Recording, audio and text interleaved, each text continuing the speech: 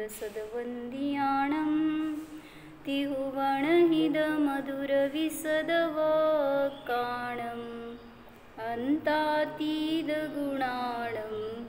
नमो जिनाणं जिदभवाणं। कुंदकुंदाचार्य भगवान की जय। पंचास्तिका संग्रहामध्ये गाथा नंबर 76 चालू आहे। बादर सुमगदाणं खंदाणं पोगलोती ववहारो ते होंती छप्पयारा ते लोकं जेहिं निपन्नं। काय सांगितलं? स्कंध दोन प्रकारचे आहेत, बादर आणि सूक्ष्म। त्यांना पुद्गल म्हणणं हा व्यवहार आहे का? कारण वास्तविक पुद्गल द्रव्य कुठला आहे? परमाणू। मग हे पुद्गलाची पर्याय आहे स्कंद ही। जसं तुम्ही आत्ता मनुष्य आहे त्याला जीव म्हणता, हे पण उपचार झाला। जीव कोण आहे? त्या मनुष्य पर्यायापासून वेगळा आहे। मग तुम्ही त्या पर्यायाला जीव म्हणता, देव असणारा तो जीव। मग हे तसं सांगितलं की स्कंद ही त्या पुद्गलाची पर्याय आहे आणि त्याला आपण पुद्गल म्हणणं व्यवहार आहे। मग परमाणू आहे ते वास्तविक पुद्गल आहे असं सांगायचं आहे, आणि जे काही स्कंदाला पुद्गल म्हटलं तो व्यवहार आहे, उपचार आहे। ते होंती छप्पयारा, ते स्कंद 6 प्रकारचे आहेत। जेहिं ते लोकम निपन्नम, ज्याच्याद्वारे 3 लोकाची निष्पत्ती होते किंवा 3 लोकाची रचना झालेली आहे। तर काल बघितलं आपण काय, पुद्गलाला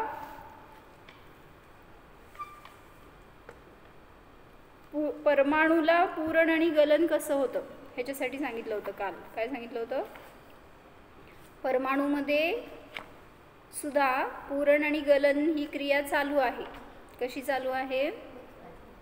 म्हणजे सांगितलं ना की परमाणूमध्ये जे गुण आहेत, स्पर्श रसगंध वर्ण, तर त्या गुणांचं प्रतिसमयाला हानिवृद्धी रूपाने परिणमन चालू आहे, षटस्थानपदित हानिवृद्धी।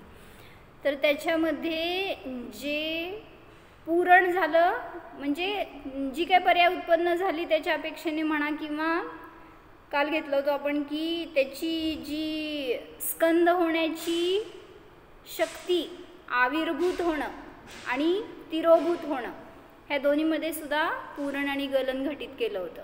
म्हणजे सांगितलं की परमाणू जो आहे तो आपल्या स्पर्श रस गंध वर्ण आदी गुणांच्या परिणमनाने पूरण आणि गलन रूप होतो, किंवा त्या रूपाने त्याच्यामध्ये पूरण आणि गलन दिसून येतं।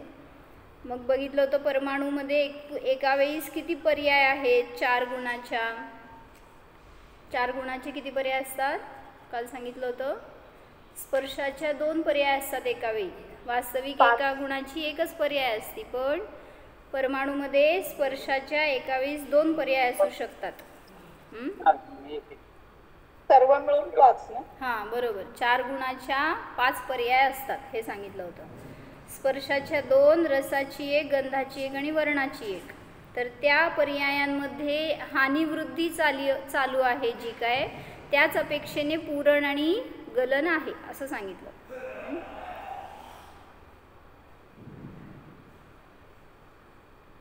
म्हणजे काल एकाने मला प्रश्न विचारला की परमाणू तर एक प्रदेशी आहे, बरोबर?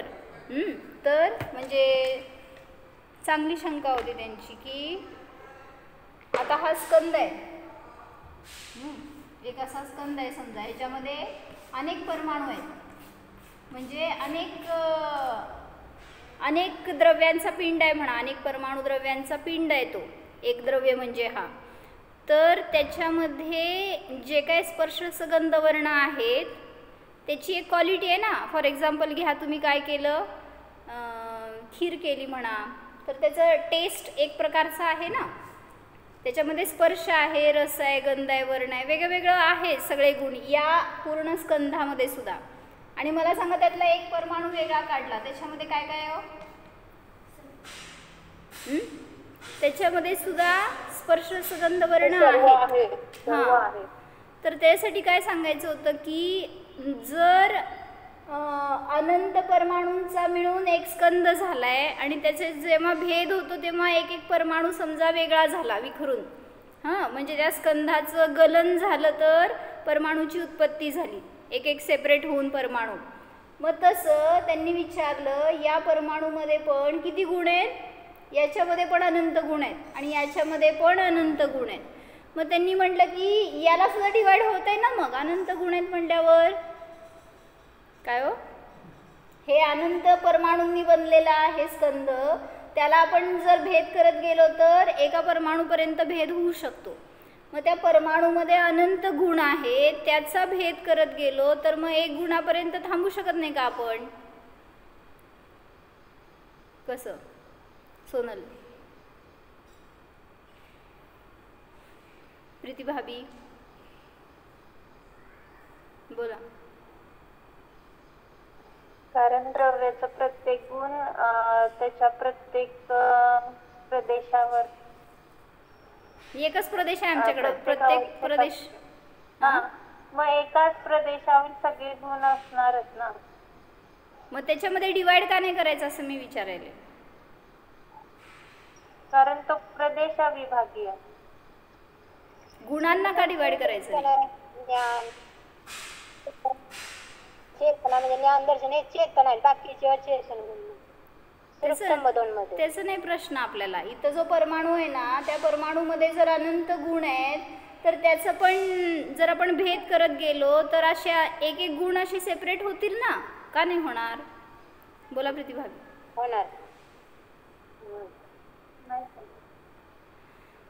होणार नाही, का नाही होणार? कारण जर मग तुम्ही एक तर चार्वाक मतामध्ये प्रवेश कराल, कारण त्यांनी मानलं ना एक एक परमाणूमध्ये एक एक गुण आहेत, जसं की पृथ्वीमध्ये गंध गुण आहे, वायूमध्ये स्पर्श गुण आहे, जलामध्ये रस गुण आहे, असं त्यांनी वेगवेगळे गुण मानले वेगवेगळ्या परमाणूंमध्ये स्कंदांमध्ये.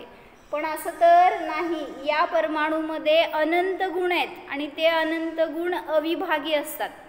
मग तो एकच प्रदेश आहे, भलेही तिथं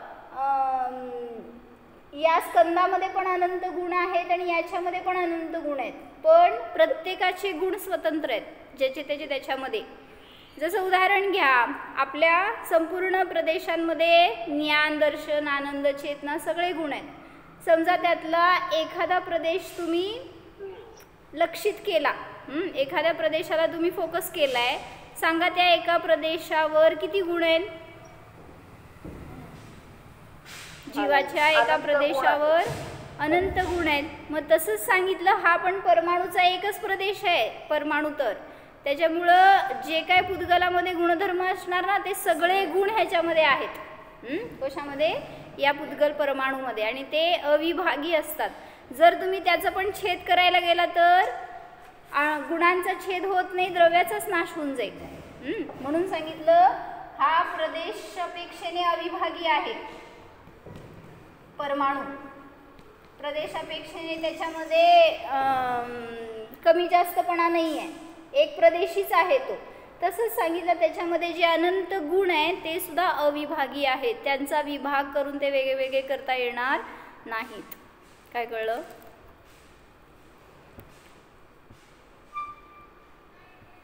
प्रदेश भेद आहे खरं, गुणभेद नाहीये. प्रदेश भेद पण नाहीये, एकच प्रदेशी आहे ना तो, प्रदेशापेक्षेने सुद्धा तो एकच आहे आणि अनंत गुणांचा पिंडापेक्षेने सुद्धा एक आहे. नाही तो एक ते काय जे आता तुम्ही जे म्हणला ना की एक आपण भाग वेगळा केलाय, हे परमाणू आहे पण ते अनंत गुण आहेत. हा, मग त्या एका परमाणूमध्ये पण ते अनंत गुण आहेतच की. मग तेच की एका मतवादी एक मतवादी असं म्हणाला की त्याच्यात पण भेद करा. मग एकेका परमाणूंमध्ये गंध माना, एकामध्ये रस माना, स्पर्श माना, असा भेद करत जावा, तर असा सुद्धा भेद होणार नाही, कारण त्यांचं आपण खंडन केलं ना मागच्या. म्हणजे द्रव्याला सोडून गुण राहत नाहीत, गुणांचं जर आपण असं जर धरलं तर ते द्रव्य पण राहत नाही. बरोबर, ते सांगाले की त्यांनी जे मानलं ती मान्यता चुकीची आहे. एकेका परमाणूमध्ये एक एक धर्म आहेत असं मानणं चुकीचं आहे. एकच परमाणू अनंत धर्मांनी अनंत गुणांनी सहित आहे. जसं की आपण आपल्या प्रदेशावर बघा ना, एक मस्तकाचा प्रदेश घ्या, हाताचा प्रदेश घ्या, किती गुण आहेत त्याच्यामध्ये. जीवाचे प्रदेश घ्या, शरीराचे नाही. तर प्रत्येक प्रदेशावर अनंत गुण व्याप्त आहेत. जसं म्हणलं साखरेचा तुकडा घेतला, जाऊ दे, हा एक साखरेचा तुकडा समजा, कण आहे एक, त्याच्यामध्ये सांगा गोडी कुठं आहे, ते सफेदी कुठं आहे, त्याचा आकार कुठं आहे. तसं जे काय तुम्ही सांगताय सगळ्या प्रदेशावर आहे. असं नाही आहे की एका साईडला गोडी आहे, दुसऱ्या साईडला व्हाईटनेस आहे त्याचं, असं नाही आहे. त्यामुळं जो परमाणू आहे त्याच्यामध्ये जे सगळे अनंत गुण आहेत ते सुद्धा अविभागी असतात, त्याच्यामध्ये पुन्हा डिवायडेशन होणार नाही. हे सांगितलं. म्हणजे काल एकाने विचारलं होतं की परमाणू तर एक प्रदेशी आहे, मग त्याच्यामध्ये गलन कसं होतं. पूरण आणि गलन म्हटलं ना आपण, पूरण होतं मान्य आहे का, एका परमाणूला दुसरा परमाणू येऊन अटॅच होणार तर परमाणू असा नसतो, असा असतो. एका परमाणूला हा दुसरा परमाणू येऊन अटॅच झाला तर तिथं पूरण झालं की त्याचं, म्हणजे स्कंद तयार झाला, ह्यालाच पूरण म्हटलं. आणि गलन म्हणजे काय, स्कंधातून एक एक परमाणू विखरून वेगळं होणं, हे गलन सामान्य माहिती आहे. पण परमाणूमध्ये गलन काय होतं काल सांगितलं होतं.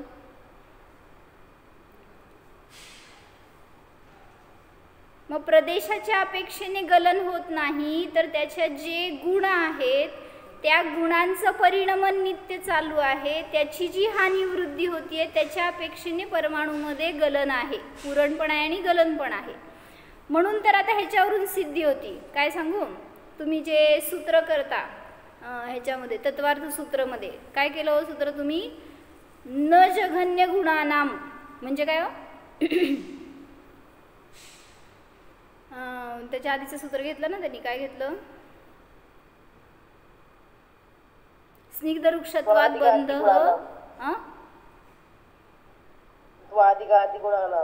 नाही, स्निग्ध वृक्षत्वाद बंध न जघन्य गुणानाम. म्हणजे काय घेतलं होतं, स्निग्ध वृक्ष या गुणांमुळं तिथं त्या परमाणूमध्ये त्या पुद्गलामध्ये स्कंद झालेला बंध झालेला दिसून येतो. काय म्हणले मी, स्निग्ध आणि वृक्ष हे गुण ज्याच्यामध्ये आहेत त्याच्यामध्येच बंध ही अवस्था दिसून येते, बंध होतो. मग त्या पुढचं सूत्र घेतलं होतं न जगन्य गुणानाम. म्हणजे काय सांगा अर्थ, घेतलं होतं मी हे प्रकरण एकदा काका. न जगन्य गुणानाम म्हणजे काय, बोला कोण बोलतंय, स्नेहा बोल.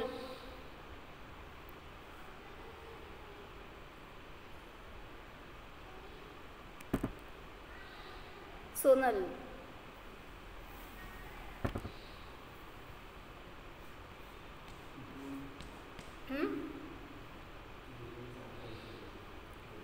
जगन्य गुणवाल्याचा बंध होत नाही असं त्या सूत्राचा अर्थ आहे. पण मला भावभासना सांगा की प्रीतीभाभी,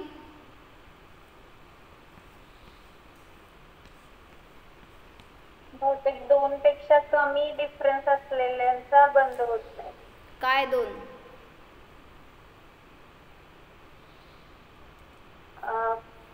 हेचा अर्थ सांग मला, जगन्य गुणवाल्याचा बंध होत नाही याचा अर्थ काय.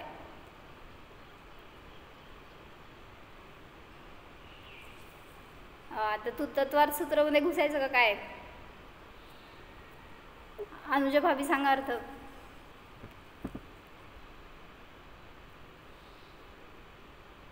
वैशाली ताई, योगिता भाभी,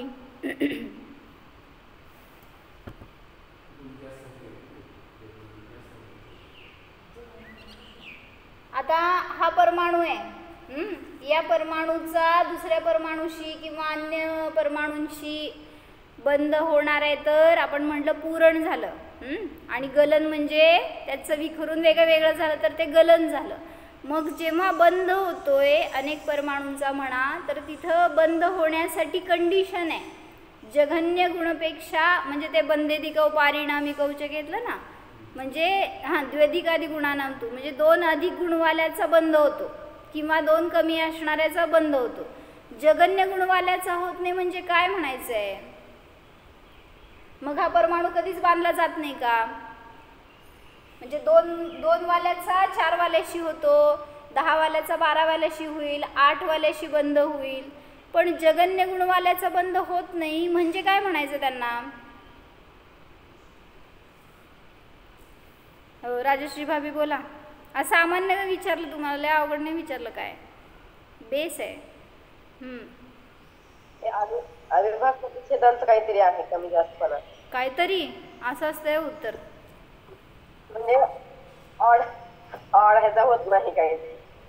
2 अधिक सांगितले ना, 3 वाला असेल परमाणू तर 5 वाल्याशी बांधणार, 5 वाला असेल तर 7 वाल्याशी बांधेल, 6 वाला असेल तर 8 वाल्याशी बांधेल, असं 2 ने अधिक असणाऱ्याचा बंध होतो हे सांगितलं त्यांनी. पण जगन्य गुणवाल्याचा बंध होत नाही म्हणजे मग काय हा परमाणू कधीच बांधला जात नाही का?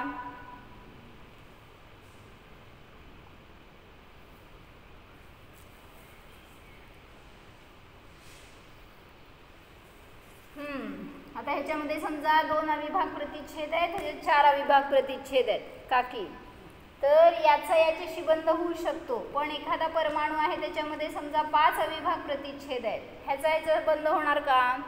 नाही होणार. याचा याचा होणार का? मग हे 4, 5 काय आहे तर त्याच्यामध्ये असणारे ते अविभाग प्रतिच्छेद आहेत. त्या स्पर्श गुणाचे म्हणा, रसगुणाचे म्हणा, जे काय अविभाग प्रतिच्छेद उद्घाटित झालेले आहेत ना, तेवढ्या अपेक्षेने त्याच्यामध्ये बंध होतो. काय बोलती सोनल?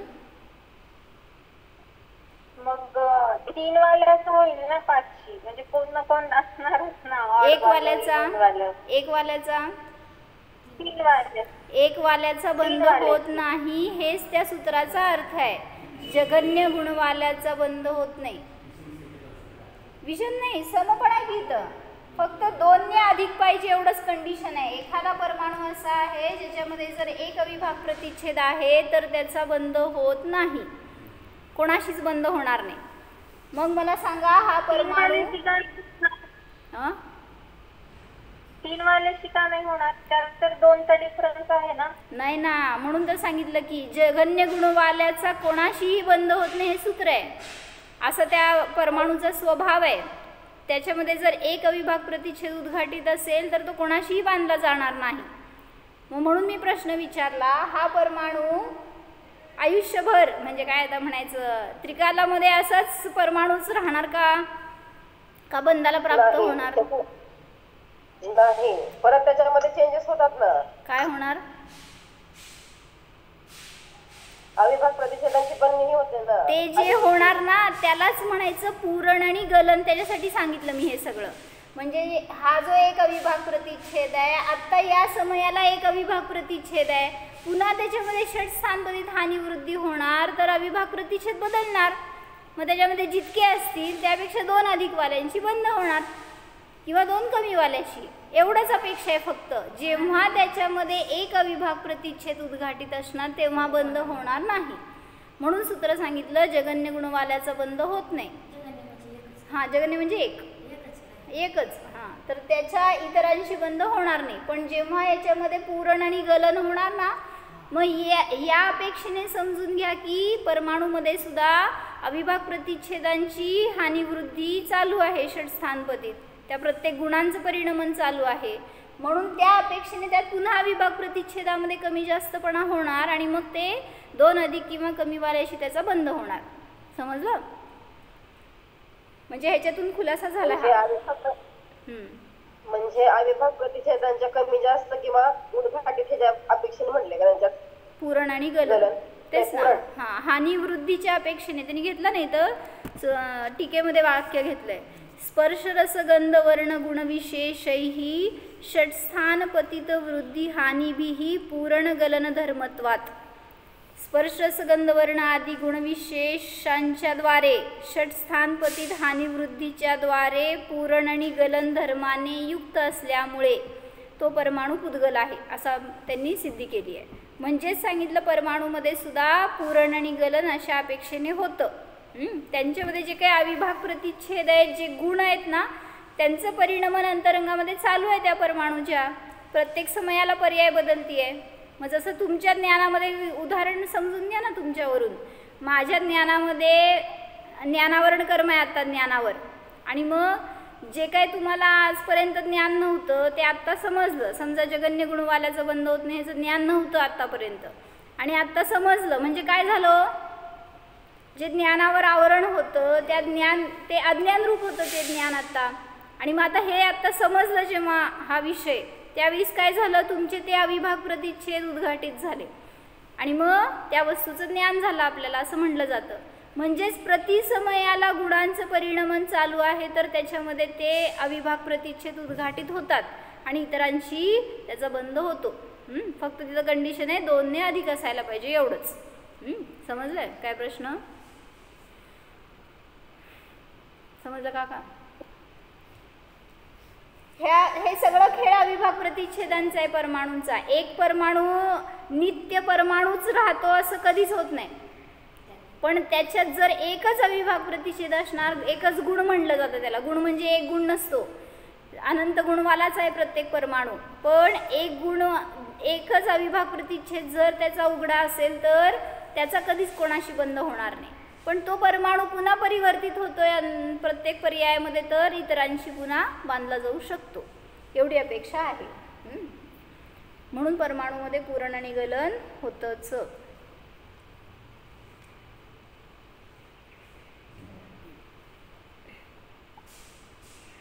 हे एक सांगितलं नाही तर की पुद्गलापासून पुद्गलाची उत्पत्ती होते. जसं म्हटलं की परमाणूपासून स्कंद आणि स्कंदापासून परमाणू उत्पन्न होतो असं तुम्ही सांगताय. काय म्हणले? परमाणूपासून स्कंद होतो, बरोबर आहे का चुकीचं आहे? बरोबर आहे. स्कंदापासून परमाणू होतो, बरोबर आहे का चुकीचं आहे? मग ते घेतलं होतं ना काल आपण की परमाणू ही पर्याय आहे, परमाणू हे द्रव्य नाही आहे. द्रव्याची उत्पत्ती होत नाही, पर्यायाची उत्पत्ती होते. म्हणजे परमाणू अशी अवस्था उत्पन्न झाली त्या स्कंदातून वेगळी होऊन, द्रव्याने उत्पन्न झालं. मग पुद्गलापासूनच पुद्गलाची उत्पत्ती होते हे पण त्यांनी इथं सिद्ध केलं. याच्यावरून काय सांगायचं आहे? जीवापासून पुद्गल उत्पन्न होत नाही, जीव पुद्गलाला उत्पन्न करत नाही. तसंच धर्म अधर्म आकाश काल या द्रव्यांनी सुद्धा पुद्गलाची उत्पत्ती होत नाही. त्याचप्रमाणे जीवाची उत्पत्ती कोण करतं? पुद्गलाचं सगळं सांगितलं नाही तर वर्णन, त्याच्यावरून सांगा जीवाची उत्पत्ती कोण करतं? माता पिता. तुमची उत्पत्ती कशी झाली? तुम्ही म्हणताय ना माता पितापासून, रजवीर्यापासून. जीव अनादि अनंत आहे, त्याची म्हणजे उत्पत्ती किंवा वेळ होत नाही. म्हणजे नाही मला म्हणायचं आहे तिथं जसं पुद्गलापासून पुद्गल उत्पन्न झालं सांगताय ना तुम्ही, तसं इथं जीवापासून जीव उत्पन्न झाला का पुद्गलापासून पुद्गल उत्पन्न झाला? पुद्गलापासूनच पुद्गल उत्पन्न झालं. पुद्गलापासून जीव उत्पन्न झाला का? नाही. कसं? मग तुमचं शरीर सगळं तिथं बनलं की ते, आणि तुम्ही तिथं जन्मला, गर्भामध्ये आला.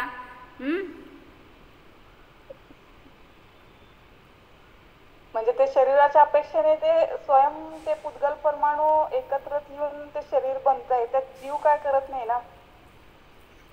मग जीव कुठून आला? म्हणजे आता एक आयुर्वेदाचे काल डॉक्टर मला भेटले तर त्यांनी काय सांगितलं, ते म्हणले त्यांच्या शास्त्रानुसार पंचमहाभूत एकत्र येतात आणि म्हणले 4 महिन्यापर्यंत ते त्याची रचना करतात त्या गर्भाची, आणि मग 5व्या महिन्यामध्ये जीव येऊन जन्मतो. म्हटलं मग काय झालं, काय तिथं डिफरन्स काय झालं त्याच्यामध्ये 4 महिन्याच्या नंतर 5व्या महिन्यामध्ये? ते म्हटले तोपर्यंत हार्ट नसतं त्याला 4 महिन्यापर्यंत. म्हटलं तुम्ही पल्स काउंट करता, कसं करता मग? म्हटलं जे गर्भवती असतील त्यांचं पल्स बघतात ना, रेट त्याचं नॉर्मल आहे का, त्याचं वर्किंग चालू आहे का असं. म्हटलं जर हार्ट नसेल तर म्हणजे ते त्यांचं सायन्स, मला म्हणायचं आहे की त्यांचं इन द सेन्स बाहेरचं सायन्स जे आहे ते सगळीकडनं तुम्हाला उलटं प्रश्न करायसारखं आहे, म्हणजे प्रश्नार्थकच आहेत. 4 महिन्यापर्यंत जीव नसतो, 5व्या महिन्यात जीव येतो असं त्यांचं म्हणणं. मग मी विचारलं की त्या शरीराने जीवाला उत्पन्न केलं का? नाही केलं. मग जीव जर यायचा तर पहिल्याच महिन्यात का नाही आला?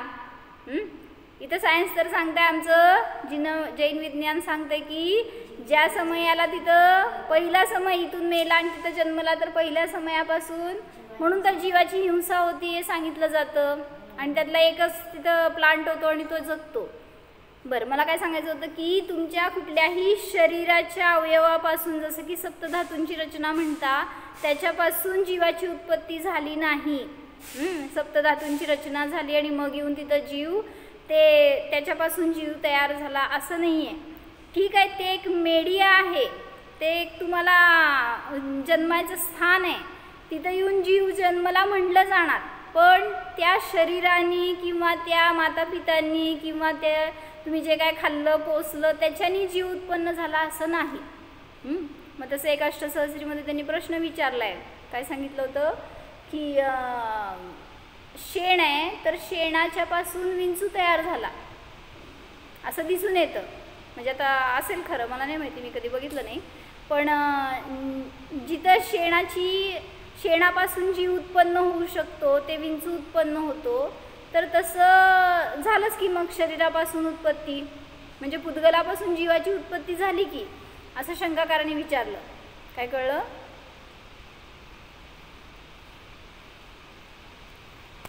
आवाज येतोय का माझा? आता आला. ते काय म्हणला शेणाचं कळलं नाही हो. शेण सांगितलं की ते कट झाली होती लिंक. म्हणजे शेणापासून विंचू उत्पन्न होतं असं शास्त्रामध्ये सांगितलं आहे. म्हणजे तसं उत्पन्न होतं हे दिसून येतं. तर शंकाकारांनी विचारलं, मग दिसतंय की तिथं की शेण म्हणजे पुद्गल आहे, अजीव आहे, आणि त्यापासून विंचू उत्पन्न झाला म्हणजे जीव उत्पन्न झाला. मग कसं तुम्ही म्हणता बरं पुद्गलापासून जीव उत्पन्न होत नाही? माना, असं त्यांनी शंकाकारांनी विचारलं. आता तुम्ही मला उत्तर द्या बघू. पुद्गलापासून जीव उत्पन्न होतो का नाही होत?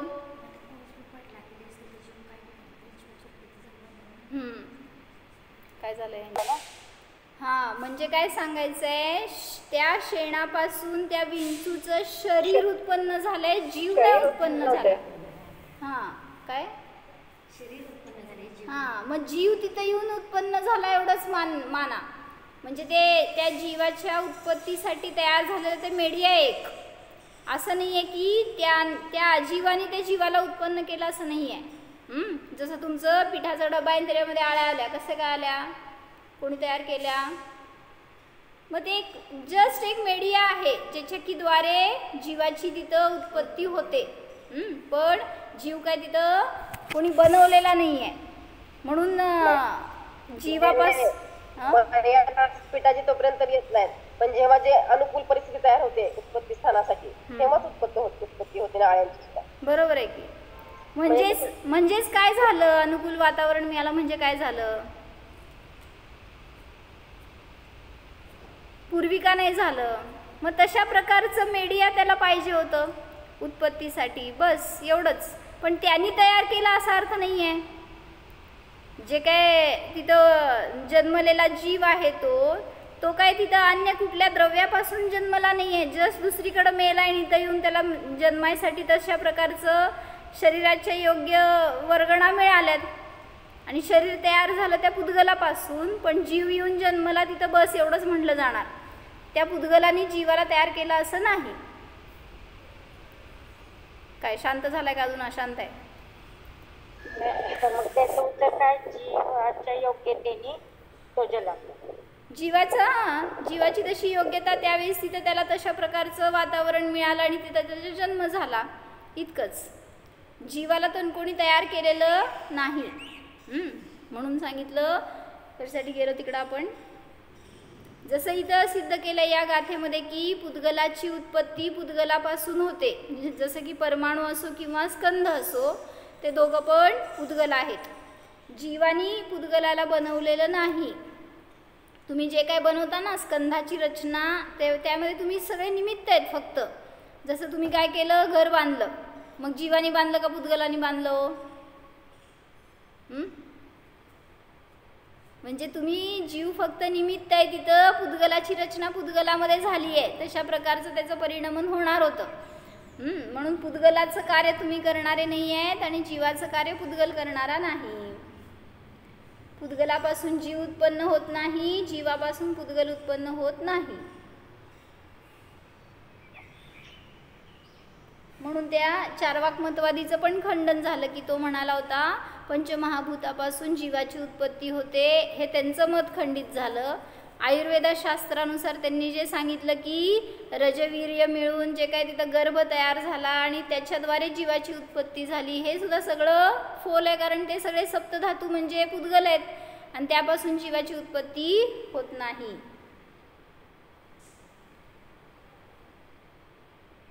इथंपर्यंत सांगितलं होतं काल. अजून काय प्रश्न असला तर विचारा.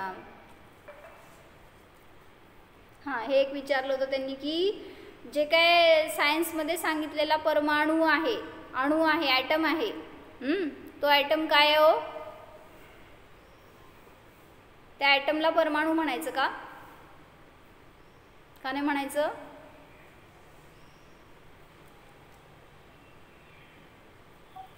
कारण तो सूक्ष्म परमाणू आपल्या दृष्टीचा विषयच होऊ शकत नाही. तो स्कंद आहे, त्याला जो मिळाला तो स्कंद आहे, परमाणू नाही. का? कारण तुम्ही सांगता ना त्यामध्ये काय रचना आहे. त्या ॲटममध्ये सुद्धा प्रोटॉन आहेत, न्यूट्रॉन आहे, न्यूक्लियस आहे, असं सगळं सांगितलं जातं ना. म्हणजेच काहीतरी आहे अजून आतमध्ये. ह्याच्यावरून सिद्ध झालं तो परमाणू नाही आहे, कारण परमाणू अविभागी असतो. त्याचं तुम्ही काही करायला गेलं तरी पार्ट्स होणार नाही आहेत. म्हणजे जे तुम्ही म्हणताय ना प्रोटॉन न्यूट्रॉन आहेत, हे पण अंश झाले. मग अशा अनेक अंशांनी बनलेला तो ॲटम आहे. मग त्यामुळं त्याला परमाणू म्हणता येणार नाही. मग जे भगवंतांनी सांगितलेलं द्रव्य आहे परमाणू, हा अविभागी अंश आहे पुद्गलाचा, ज्याच्यामध्ये की फक्त अनंत गुण आहेत पण त्यांच्यामध्ये डिवायडेशन होणार नाही. ठीक आहे, एक वाक्य घेऊ याच्यातलं आज आपण. म्हणजे आम्ही आता काय खुलासा केला, तुम्ही उशिरा जॉईन झाला दीपाली भाभी. न जगन्य गुणाना म्हणजे काय, ह्याचा अर्थ घेतला होता. म्हणजे काय? जगन्य गुणों से नहीं जुड़ता ना, मतलब उनका जुड़ा नहीं होता, ऐसा असं काहीतरी. होय, तुम्ही हिंदी बोलायला काय? कोण आहे काय माझ्यासमोर? म्हणजे काय जगन्य गुण? अर्थ युजली हिंदी न जगन्य गुणा नाम तू. म्हणजे त्याचा अर्थ काय घ्यायचा? जगन्य गुणवाल्याचा बंध होत नाही म्हणजे काय अर्थ? असं तर नाही होत की परमाणूमध्ये 1 गुण आहे, 2 गुण आहेत, 3 गुण आहेत. नाही नाही नाही, मग अनंत गुण आहेत. मग जगन्य गुणवाल्याचा बंध होत नाही म्हणजे काय? ते आपण जसं सायन्स मध्ये बघतो ना, +1 + सगळं असेल तर ते एकमेकांना जोडले जातात आयटम्स टाईपने. तसं तितकं मिनिमम कमी असेल तर ते होत नाही, आणि त्याचं विशिष्ट जितकं आहे ते असेल तरच होतं, त्याचा बंद होतो. असेल काय ते कमी काय आहे ते व्हॅलन्सी. आता इथे काय म्हणायचं की हो, आम्हाला सर्वज्ञांच्या भाषेत सांगा. असर्वज्ञांची म्लेच्छांची भाषा आम्हाला समजत नाही. म्हणजे सांगितलं अविभाग प्रतिच्छेद, जिथं एक अविभाग प्रतिच्छेद उद्घाटित असेल तिथं त्याचा कोणाशीही बंध होणार नाही. मग 2 ने अधिक असणाऱ्यांचा इतर कोणाशीही बंध होऊ शकेल, पण ज्या परमाणूमध्ये जगन्य अविभाग प्रतिच्छेद असतात त्याला गुण म्हणले त्यांनी, अविभाग प्रतिच्छेद नाही म्हणलं. जगन्य गुण ज्याच्यामध्ये आहे त्याचा इतरांशी बंध होणार नाही. मग त्या कुठल्या अपेक्षेने असेल तसं स्पर्श रस गंध वर्ण, त्याच्या अपेक्षेने जिथं त्याचे किती अविभाग प्रतिच्छेद उद्घाटित आहेत त्याच्यापेक्षा 2 ने अधिक असणाऱ्याशी, जसं स्निग्धाचा स्निग्धाशी होतो, वृक्षाचा वृक्षाशी होतो, स्निग्धाचा वृक्षाशी होतो, वृक्षाचा स्निग्धाशी होऊ शकतो. फक्त कंडिशन आहे काय, 2 ने अधिक पाहिजेत. ठीक आहे, चला जायचं का 6? नाही, ते मग जघन्य गुणांना म्हणजे समजून आपल्याला म्हणजे जीवावर काय घटक व्हायचं त्याच्याने?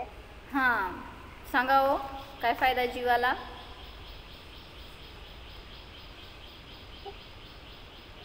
त्याच्यासाठी समयसारची गाथा दाखवली त्यांनी.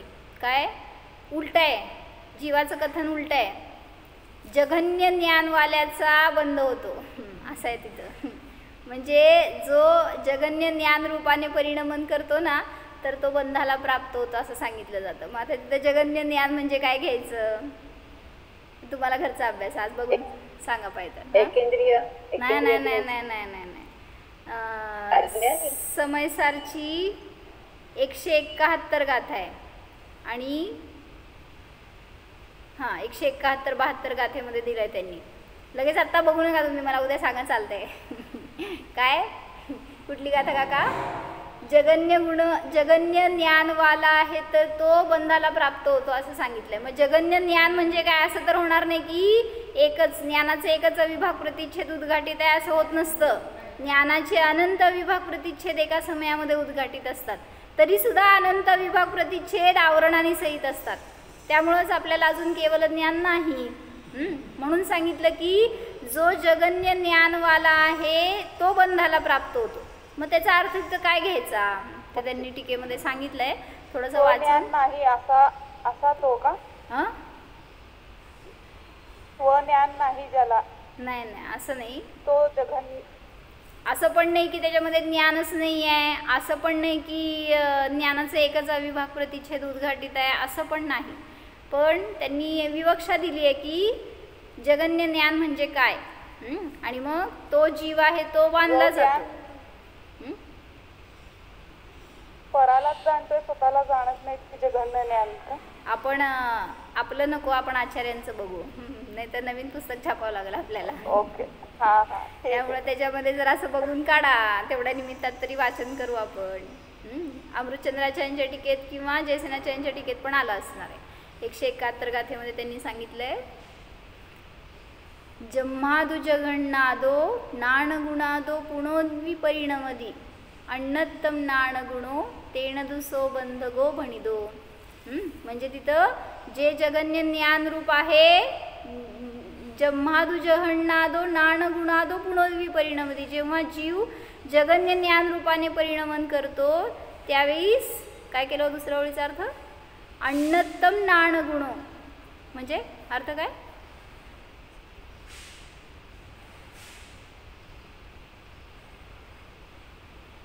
खाली अर्थ आहे का नाही? सांगा अर्थ काय? अन्य रूप से परिणमन करता है, इसलिए वह कर्मों का बंधक कहा गया है, वह ज्ञान गुण. हां, म्हणजे ज्ञानाला सोडून अन्य रूपाने परिणमन करतो म्हणून तो बंधाला प्राप्त होतो असं सांगितलं. मग ते जगन्य ज्ञान म्हणजे काय घ्यायचं, त्यासाठी त्यांनी तिथं 2 विवक्षा घेतल्यात. आणि मी हे घेतलं होतं एकदा बहुतेक एका क्लासमध्ये, पण आता लक्षात नाही माझ्या पण कधी घेतलेलं आहे.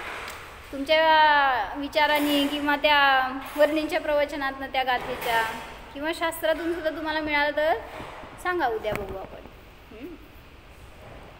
हो, ओके. जाणार अनंत गुणवाल्या शुद्ध जीव द्रव्याला जाणार. पहा, या जीवाचा या पुद्गलाशी काहीही संबंध नाहीच. या परमाणूंचा, या स्कंधांचा मी करता नाहीच. या पुद्गल स्कंधापासून माझी उत्पत्ती नाहीच. हा मी तर या पुद्गलाचा बस ज्ञाता मात्र आहे.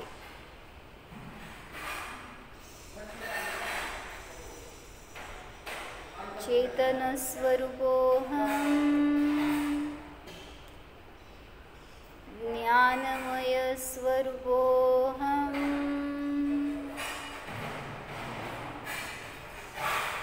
अशरीरी स्वरूपोऽहम्